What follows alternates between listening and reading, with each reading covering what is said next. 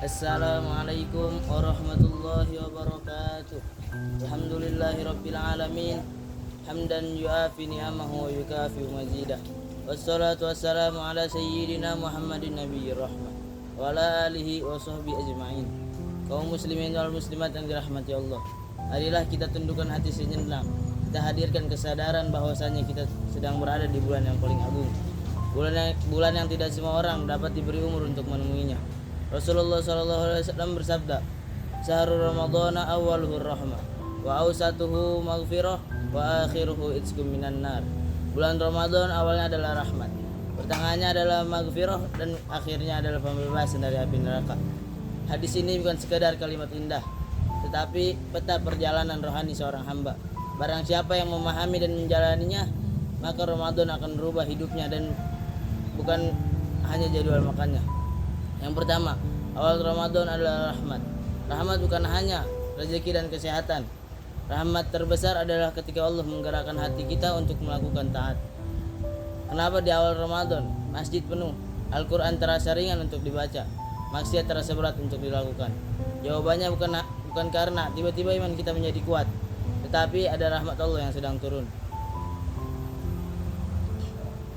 Allah Subhanahu wa taala berfirman, "Wa rahmati wasi'at kulla syai'in," yang artinya rahmatku meliputi segala sesuatu. Para ulama menjelaskan bahwasanya rahmat di awal Ramadan adalah rahmat taufik, yaitu Allah memudahkan hambanya untuk melakukan taat.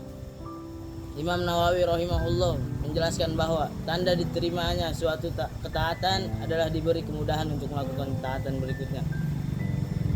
Maka jika di awal Ramadan kita rajin sholat malam, kita rajin ngaji, kita rajin hadir di majelis-majelis ilmu, itu bertanda bahwasanya rahmat Allah yang sedang menyentuh kita. Maka janganlah kita sia-siakan. Yang kedua, pertengahan Ramadan adalah maghfirah. Allah membukakan pintu ampunan selebar-lebarnya. Ampunan itu untuk siapa? Bukan untuk orang yang merasa dirinya suci, bukan juga untuk orang yang merasa bangga dengan amalnya, tetapi untuk orang yang mengaku bahwasanya dirinya penuh dengan dosa.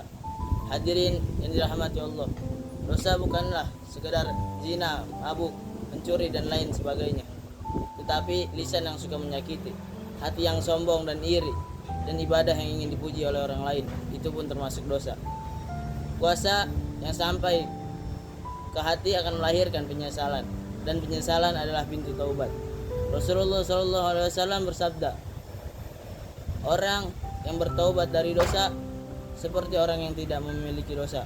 Maka janganlah kita menunda taubat kita. Bisa jadi ini terakhir Ramadan, bisa jadi ini terakhir kali Ramadan kita. Yang ketiga, akhir Ramadan adalah pembebasan dari api neraka. Ini adalah puncak dari semua ibadah, bukan gelar, bukan pujian, tetapi selamat dari neraka. Imam Ibnu Rajab Al-Hambali berkata bahwasanya Allah membebaskan banyak hambanya pada setiap bulan. Allah membebaskan hambanya dari neraka pada setiap malam bulan Ramadan, terutama di malam-malam terakhir.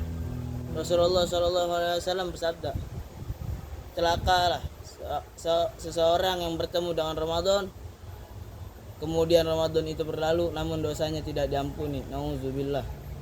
Wahai para santri, wahai kaum muslimin, ketahuilah bahwasanya pesantren itu bukan tempat orang-orang yang suci, tetapi tempat untuk orang yang ingin memperbaiki diri. Mari kita jaga sisa Ramadan tahun ini dan tahun-tahun yang akan datang dengan ibadah yang jujur, dengan taubat yang jujur, ibadah yang ikhlas, dan akhlak yang lembut. Semoga kita termasuk hamba Allah yang mendapatkan rahmat di awalnya, ampunan di pertengahannya, dan pembebasan dari api neraka di akhirnya. Amin amin ya rabbal alamin. Sekian dari saya, kurang lebihnya mohon maaf. Ihdinas siratal mustaqim. Wassalamualaikum warahmatullahi wabarakatuh.